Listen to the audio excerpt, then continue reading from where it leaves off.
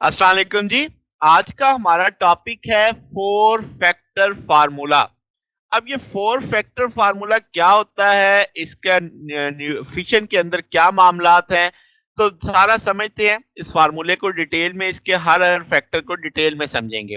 तो four factor फार्मूले में हम देखते हैं कि रेशियो जो होती है, सेकेंडरी न्यूट्रॉन जो प्रोड्यूस होते हैं फिशन में, उनकी रेशियो लेनी है किसके साथ, जो ओरिजिनल न्यूट्रॉन है जिन्होंने रिएक्शन शुरू करवाया, तो वो मल्टीप्लीकेशन फैक्टर कहलाता है, के ई। तो ये फोर फैक्टर फार्मूला इस मल्टीप्लीकेशन फैक्टर के बारे में है।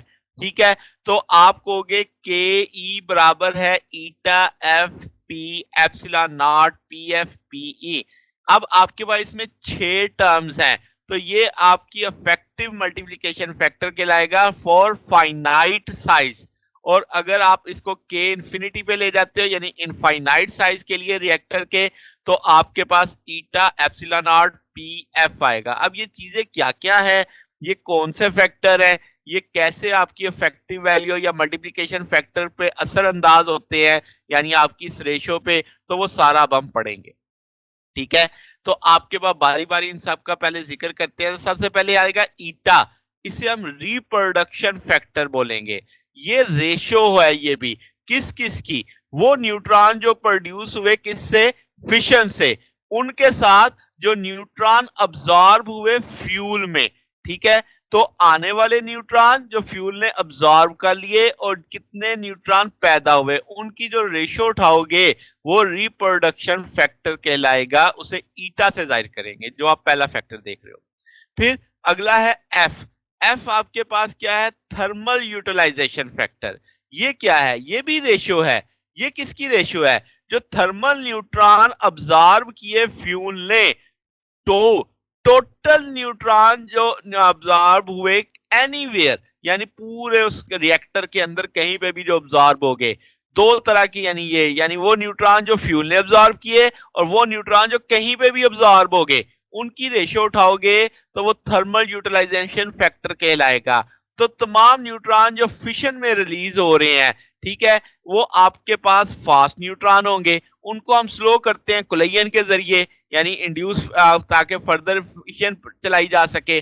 तो जो फ्रैक्शन ऑफ न्यूट्रॉन रिलीज हो रहे हैं थर्मलाइज, वो आपके पास इंड्यूस फिशन चलाएंगे, और जो अदर फ्रैक्शन है उसे वो कैप्चर हो जाएंगे, जजब हो जाएंगे आपके पास। ठीक है, अब अगला जो फैक्टर था वो था पी।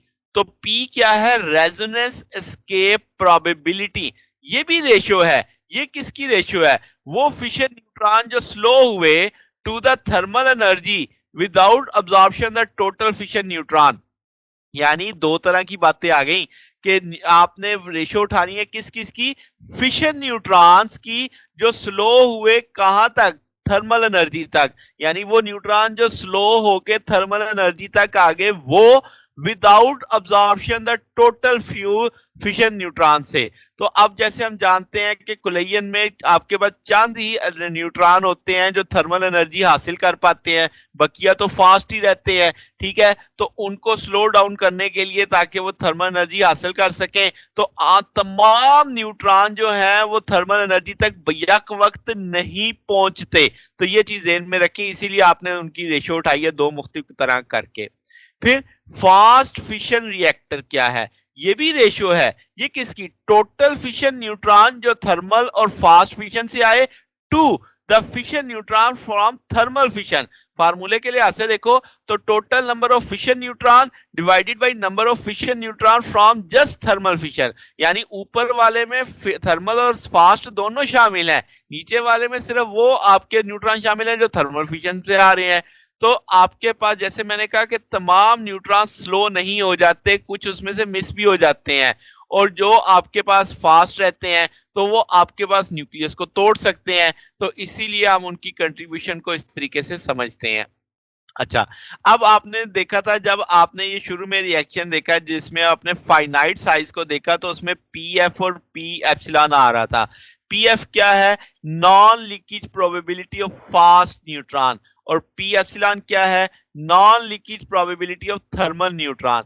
तो इस तरीके से फोर फैक्टर फार्मूले में आने वाले तमाम पैरामीटर्स को हमने समझा कि कौन सी चीज क्या है। बुनियादी तौर पे अगर आप इस सारे को ऑब्जर्व करो तो ये रेशियो ही है। ईटा भी रेशियो है, एफ भी रेशियो है, पी भी रेशियो है, आपके पास एप्सिलॉन भी रेशियो है। तो इस तरीके से हमारे पास ये एक रेशियो से यानी डायमेंशनलेस फैक्टर आता है एक तरह से। तो के ईटा आप कह सकते हो, के ई आपके पास effective multiplication factor for finite size reactor के लिए और के इन्फिनिटी फॉर इनफाइनाइट साइज के लिए।